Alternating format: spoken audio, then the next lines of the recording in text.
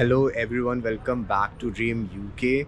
जब भी हम लोग यूके से इंडिया जाते हैं, ज़्यादातर लोग एक लंबे टाइम गैप के बाद जाते हैं और थोड़े से टाइम के लिए जाते हैं। लेकिन इंडिया में जाने के बाद हमें बहुत सारे ऐसे काम करने होते हैं जो कि आप इंडिया से ही कर सकते हो।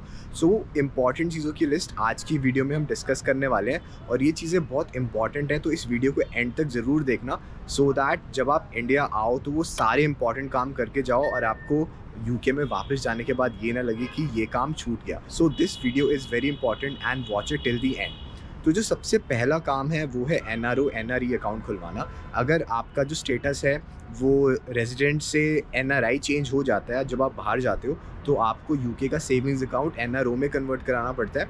नहीं तो आप पे जितने भी आपके अकाउंट में पैसे हैं उसके 3 टाइम्स की पेनल्टी भी लग सकती है, और मैं जानता हूँ ऐसे लोगों के साथ जिनके साथ ऐसा हुआ है। सो इट्स वेरी इंपॉर्टेंट, जब आप इंडिया विजिट करो तो आप अपना अकाउंट कन्वर्ट करा लो एनआरओ में, और एनआरई अकाउंट भी खुलवा लो, ताकि अगर आपको यूके से इंडिया पैसे भेजने पड़े और एफडीज करानी पड़े तो एनआरई अकाउंट में एफडीज पे कोई भी टैक्स नहीं लगता है। तो इट्स वेरी वेरी इंपॉर्टेंट, तो ये काम तो आपको कराना ही है। उसके साथ साथ काफ़ी लोग अपने फिजिकल इंडियन सिम कार्ड को ई सिम में कन्वर्ट करा लेते हैं, बिकॉज जो आईफोन्स होते हैं उनमें ड्यूल सिम कार्ड सपोर्टेड नहीं होता।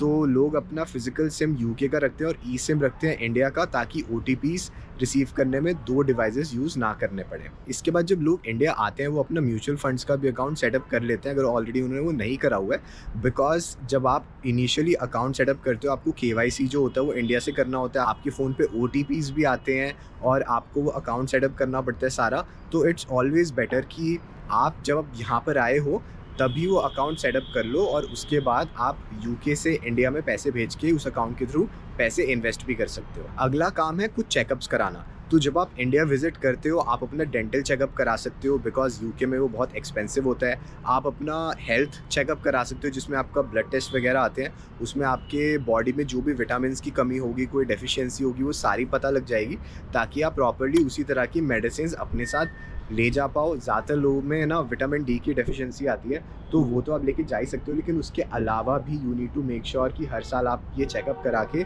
देख लो कि आपकी बॉडी में और किसी चीज़ की कोई कमी तो नहीं है।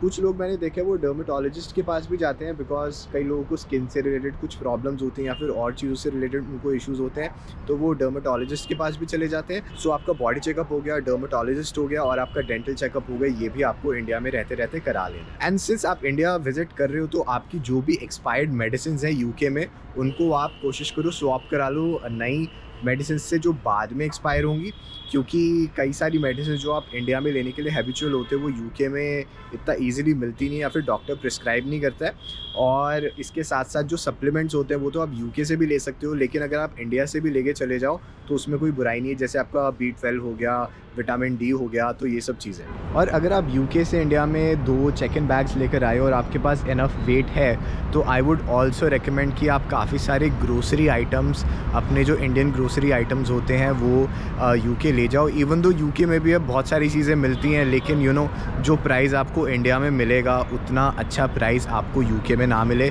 मैंने एक पैकिंग लिस्ट बनाई थी रिसेंटली कि अगर आप इंडिया जा रहे हो तो आप क्या क्या चीज़ें लेकर आ सकते हो, तो उसको मैं यहाँ पे वीडियो में डाल दूँगा। उस लिस्ट को आप जाके डाउनलोड कर सकते हो और अपनी खुद की चेकलिस्ट भी बना सकते हो। तो ये सब तो देखो मेन काम हो गए। इसके अलावा अगर आप इंडिया में आ रहे हो तो make sure you eat lots of Indian food. जो भी चीज़ें आपको खानी अच्छी लगती हैं वो आप यहाँ पर आकर खा लो, क्योंकि वो सारा जो खाना होता है उतनी अच्छी क्वालिटी का शायद आपको यूके में ना मिले।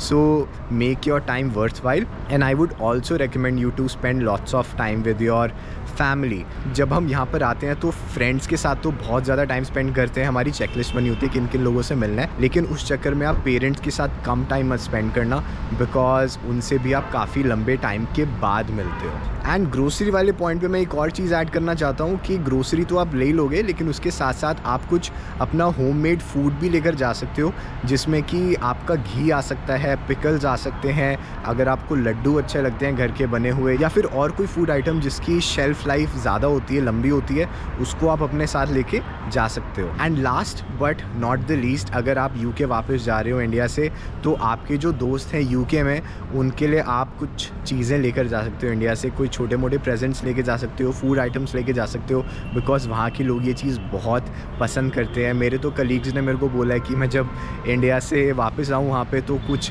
ऐसा लेकर आऊँ जो कि उन्होंने ना ट्राई करा हो, जैसे कोई स्वीट आइटम हो गया या फिर कोई और चीज़ हो गई। ऐसे ही जो मेरे बाकी फ्रेंड्स हैं, मैं जब पिछली बार गया था इंडिया तो उनके लिए छोटी-मोटी चीज़ें गिफ्ट्स लेकर गया था। उनको ये चीज़ बहुत अच्छी लगती है और वो भी जब अपनी कंट्री में जाते तो वो भी आपके लिए कुछ लेकर आएँगे। तो ये सब चीज़ें भी छोटी-मोटी चीज़ें होती है, लेकिन ये दूसरे लोगों को बहुत अच्छी लगती हैं। सो मेनली यही सारी चीज़ें हैं जो कि आपको मेनली ध्यान रखना है जब आप इंडिया विज़िट करते हो यूके से। So make sure you do all these things so that बाद में आपको रिग्रेट फ़ील ना हो या फिर आपको ये फ़ील ना हो यार ये चीज़ करना भूल गए। सो आई होप ये वीडियो ना आपको अच्छी लगी हो, और अगर अच्छी लगी है तो मेरे को कमेंट सेक्शन में बताओ, और मैं ऐसी बहुत सारी वीडियोज़ इस चैनल पे लेकर आता हूँ। तो सब्सक्राइब भी करना चैनल को। That's all from my side, take care.